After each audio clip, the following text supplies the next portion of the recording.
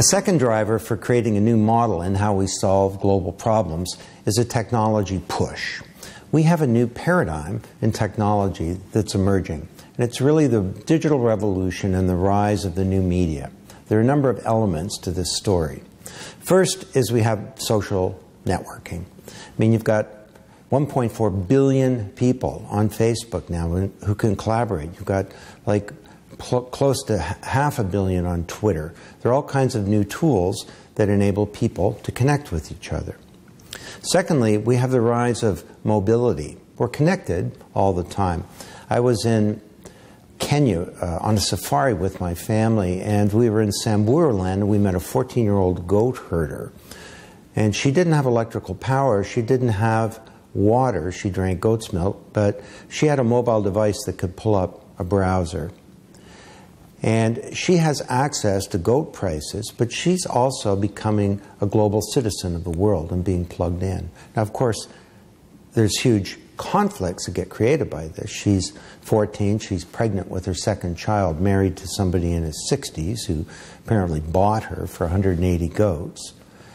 But she is now developing literacy, and she can hear Hillary Clinton's views about women's rights.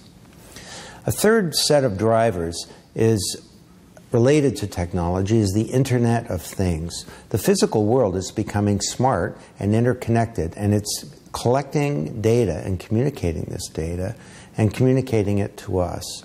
So we're looking at many billions, some say trillions, of devices in the physical world that start to compute, that sense, that respond, and that inform us. And this is creating a whole new world of data that will be enormously helpful in tracking everything from problems and conflict to urban congestion. Now, another one that's related to that is the rise of so-called big data. There's an enormous amount of data being collected. Eric Schmidt, the erstwhile CEO of Google, now executive chairman, has this aphorism that between the beginning of all time and 2003, humanity recorded 5 exabytes of information. That's a lot. An exabyte is a quintillion bytes. Then he says, in the last 24 hours, we recorded 5 exabytes of information. According to our math around here, we're recording 5 exabytes every 8 hours now. Now, a lot of those are cat videos that are being recorded, but a lot of them are financial transactions. They're data that's being picked up through all kinds of sensors in the world. There are all kinds of communications between people and things, and this is creating a treasure trove of information that helps us better understand the world and problems in it. And tied in with that is a whole new model of analytics. That it used to be we had business intelligence or decision support, and analytics would be something only used by arcane analysts using weird technologies and sitting in a back room. Well, now analytics is becoming visual, and it's being driven right down to the front line of organizations, to people out in a call center or working in a factory floor or out in a supply chain, or for that matter, analytics in a local NGO that's working on solving problems of violence against women.